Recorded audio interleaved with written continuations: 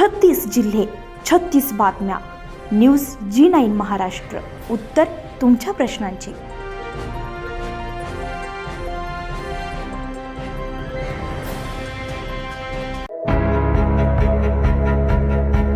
तिवसा तालुक्यातील अणकवाडी मालधुर येथील एका शेतकऱ्याचा गेल्या अनेक महिन्यांपासून अडवून धरलेला शेताचा मुख्य वहिवाटीचा रस्ता तहसीलदार श्री आशिष नागरे यांच्या आदेशानुसार अखेर मोकळा करण्यात आलाय. प्रशासनाच्या या निर्णयामुळे पीडित शेतकऱ्याला मोठा दिलासा मिळाला असून परिसरातून समाधान व्यक्त होत आहे. अणकवाडी मालधुर येथील शेतकरी सुभाष रामरावजी इंगळे राहणार रघुनाथपूर तालुका तिवसा यांची मौजा रघुनाथपूर शिवारामध्ये वडिलोपार्जित शेती आहे. त्यांच्या शेतामध्ये जाण्यासाठी असलेला मुख्य वहिवाटीचा रस्ता शेजारील शेतकऱ्यांनी अडवला होता. रस्ता बंद असल्यामुळे इंगळे यांना आपल्या शेतामध्ये जाणं कठीण झालेलं होतं. याचा मोठा फटका त्यांच्या शेती कामांना बसलेला असून उभ्या पिकाचे नुकसान झाल्यामुळे त्यांना लाखो रुपयांचा आर्थिक भूर्दंड सोसावा लागला होता.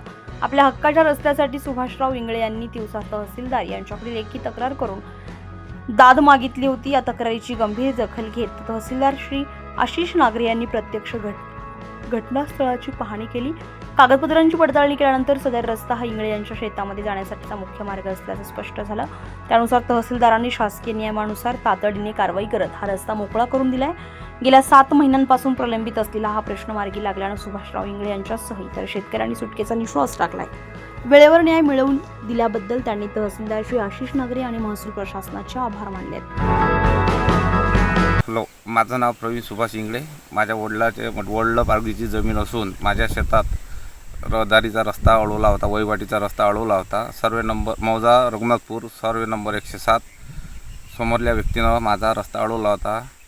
मला शेतीसाठी काही तुमचा रस्ता हा किती दिवसापासून किंवा किती महिन्यापासून अडवला होता? माझा रस्ता 6 महिन्यापासून रस्ता अडवला होता. माझं शेतातले जे सोयाबीनचे पीक हे काढू दिले नाही आणि माझ्या शेतात विहीर असल्यामुळे वलताचे शेत आहे आणि वही पेरी करता आली नाही.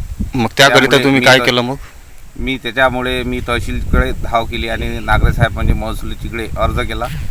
मला 6 महिन्यानंतर माझ्या शेतात तहसीलदार नागरे साहेब येऊन स्पॉट पाहणी झाली. स्पॉट पाहणी झाल्यानंतर त्यांनी 2 महिन्यांना मला निकाल दिला.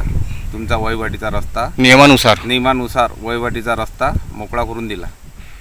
मग तुमचा वहिवाटीचा रस्ता मोकळा करून दिल्यानंतरही मग तुम्हाला काही प्रॉब्लेम किंवा समस्या आहे काय? नाही, आता सध्या समस्या काहीच नाही. हो का? तुमचं पडीत राहिला आहे शेत? हा, माझं शेत पडीत राहिला. माझा रस्ता शासकीय नियमानुसार नागरे साहेबांनी यांनी 6 महिन्यानंतर म्हणजे माझी वहिवाट मोकळी करून दिली आहे. याबद्दल मी नागरे साहेबांचे धन्यवाद मानतो. न्यूज G9 महाराष्ट्रासाठी नंदकिशोर मते, तिवसा.